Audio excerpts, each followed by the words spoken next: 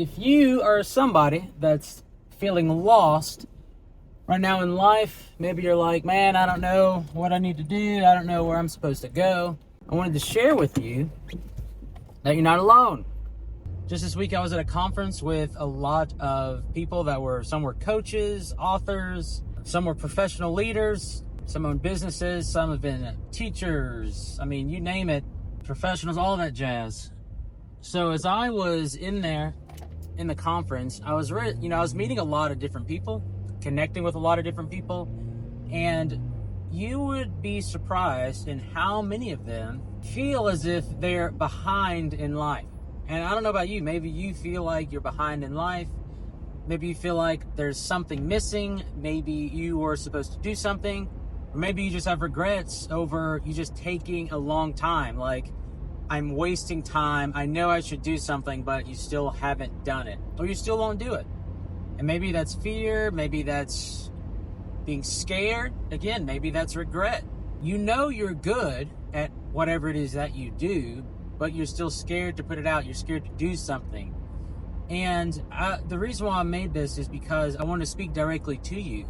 Again, I'm at this conference. I'm meeting a lot of different people, a lot of different professionals, and even some that already owned a business. Okay? And even though there was some glimpse of success, that a lot of them were still confused on what should I be doing? Where am I going? What am I called to do?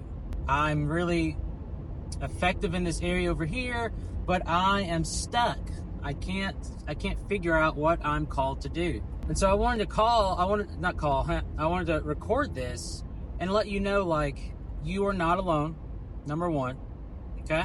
There are a lot of people that are very skilled and talented and quote-unquote successful or have businesses or long careers in corporate or wherever the case is. Present husband, present mother, present dad, present mom, all these things, but there's still an inkling of, I'm missing it. What am I called to do? So, that was number one, is you're not alone. A lot of people dealing with that. Number two, your calling is a thing that catches up with you. You know, as you travel through life, let me go to the Bible. So, and if you don't like the Bible, too bad. Just listen to the story.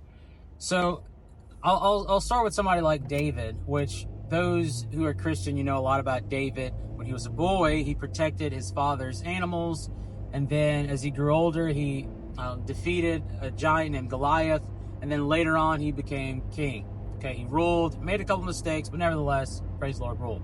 You got to remember that we are reading somebody's entire life story in a matter of hours. In a matter of hours, we are reading someone's entire life story, from being a young boy to doing those things to then being king. And so often what you try to do is that you try to go and you try to fast forward your story before you've gotten there. And so the whole point of what I'm trying to say is, when David was doing the things he was required to do, it propelled him and prepared him to be who God called him to be. And it was mundane tasks, taking care of animals. Nobody wants to do that. Nobody wants to do that. But he did it, and he did it faithfully. And so the question really is, what are you doing? What have you done? What mundane tasks have you done faithfully over time? Because remember, if God can trust you with a little, then if you be faithful with a little, then God will trust you to be faithful with a lot. So with David, he was being faithful with the mundane tasks, which led him to the next thing. He's faithful with that, then led him to the next thing. So as you look over your life, over the patterns, the signal of your life, what are some of the things that you have done faithfully, number one? And then what are some of the patterns, because you did this one thing faithfully, it trickled to the next thing. Then that trickled to the next thing. So the story of me is, when I was in college, I completely flunked out of college. Flat on my face. Booyah! Left college, moved back home with my mom. And I was extremely embarrassed. I felt sad. And I couldn't believe it. So then I needed a job. Hello, I needed some income. Come on, somebody. So then I go and get a job. I start teaching drum lessons. I actually start playing drums earlier in the youth ministry at church. So then I start teaching drum lessons at this company. As I'm teaching drum lessons at this company, I'm faithful. I'm studying, right? I learn how to read and write drum music, which most people don't know how to do, most drummers. I'm doing these things. I'm showing up on time. I'm doing my lessons. I'm preparing. I'm recording. I'm doing the things well. I'm doing the things with excellence, teaching drum lessons. So then I started getting kids, and I'm starting to teach kids, which I've never taught kids before. So I'm like, what am I doing? I have no idea how to teach these kids. This is awful. So I started to learn, and then that actually opens up a door for me to get another job at a daycare. So I work at a daycare with kids, specifically elementary kids. So now I'm at this daycare with elementary kids. I'm picking them up, taking them to school, outside we're playing games. I'm helping them do homework. And then I start teaching them. We do little Bible lessons and stuff because it was a Christian daycare. So then I start teaching them, and I'm faithful to this job. I am faithful. I'm showing up, doing what God's called me to do here. And then as I'm faithful, God started prompting me to, hey, you need to go into ministry. So then I go into ministry. I do the things I need to do. I ask the questions. I learn. I grow. I do all these things, and then I end up in ministry, working specifically in children's ministry. So as I'm working in children's ministry, I'm growing. I'm faithful. I'm learning. I have no idea what I'm doing. I have volunteers I'm supposed to lead. I got kids I'm supposed to teach. I have events I'm supposed to coordinate. I have a budget I need to oversee. It was way more than teaching. Come on, somebody. I got to communicate. I have to market. I got to get people to show up. I got to do all these things. But I was faithful. And because of that faithfulness in ministry, starting as a children's ministry coordinator, I then transitioned to children's pastor. Faithful to that. Then I transitioned to family pastor. I'm faithful to that. Then I transitioned to associate pastor of ministries, where I oversee numerous staff. Right? I go back to school, get my degrees. I get my degrees in religious studies, and then I got my master's in organizational leadership. I'm not saying that to brag or whatever. I mean, nobody cares. I'm saying that's my pattern.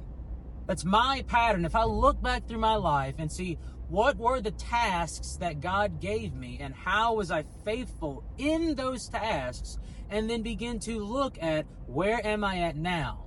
So look back over your life. If you're going, man, I feel stuck. What am I supposed to do? Where am I supposed to go? Look at the patterns. Look back at where you've come from, where God got you, where he took you from, and look through it. Were you faithful in those opportunities? And did those opportunities directly correlate to the next one? It's almost like a string, okay? It's a string. Did those opportunities correlate to the next one? And based off where you are right now and the gifts that you have, what you are called to do, all of that in question of, man, I feel stuck, man, what am I supposed to do, where am I supposed to go, I feel behind, all of that right there can easily be answered when you start to look at your gifts and then transfer those gifts toward contribution. All of that can be answered when you look at your gifts and transfer those gifts toward contribution, which means, just as Jesus said, it is better to give than receive. So you're feeling stuck because you are not giving.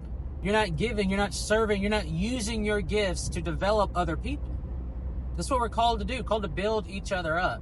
It could be a business, it could be for fun, it could be, you could charge people, whatever the case is. But you have gifts. You are skilled at something. So you need to take that something and bless other people. You can bless other people. Now, if they pay for it, it's still a blessing. Come on. We paid when we had our kids at the hospital. You better believe we paid that bill, but those doctors and nurses were a blessing. So the reason why you are feeling stuck is because there is a fear that is overwhelming you. It is stopping you from doing exactly what you are called to do. And you keep getting in this whole imposter syndrome of, oh, I can't do this, and what about this and that? And you are allowing, I say allow, you are allowing the enemy to dangle a carrot in front of you, which is in the wrong direction, by the way. Any imposter syndrome is a signal that you are being distracted to focus on the wrong thing instead of who God called you to be. Because here's the thing, Moses had imposter syndrome. Gideon had imposter syndrome. If you don't know these people, just, look them up. But God told Moses to do something. Go tell Pharaoh to let my people go, and Moses had imposter syndrome. Well, I can't do that. Now, if you're familiar with the Bible event, what happened, what do you think happened? Did God say, oh, you're right, Moses. All right, well, good luck. Yeah, that's not what happened. God said, yeah, go. You're like, but James, I'm not good enough. Go. But James, I just don't know what people are going to say. Go. I'll share this last story. So a couple years ago, I went to a conference, and I connected with a guy who's a millionaire. He's done millions of dollars, and he was actually answering questions in the lobby, which was amazing. And I didn't record it, but it is what it is. I do have a picture. So I go up to this entrepreneur and I say, hey man, and I specifically asked him about imposter syndrome. I was like, man, when you get scared, what's the difference? What's the difference between a successful entrepreneur and somebody just starting out? Do you have fear? And if you have fear, then what do you do? Like, I thought it was going to be this big glimpse, right? He said, James, I get scared all the time. And this is a multimillionaire, by the way. He says, James, I get scared all the time. He said, the difference between successful and unsuccessful people is that when successful people get scared, they still do the thing. When unsuccessful people get scared, they don't do it. That's the difference. And that's all he said. And it's true. So I want to encourage you. I want to implore you to do what you are mandated to do. God has called you to go and share your gifts to the world. Go live in your purpose. And you're sitting here pretending that you have time to waste. You are assuming that you have a long time to live. So I would encourage you to do it now. Or God may just find somebody else to do it. So either do it now, or maybe God just finds somebody else to do it. I hope that blesses you. Until next time, you are one slant away from changing your life.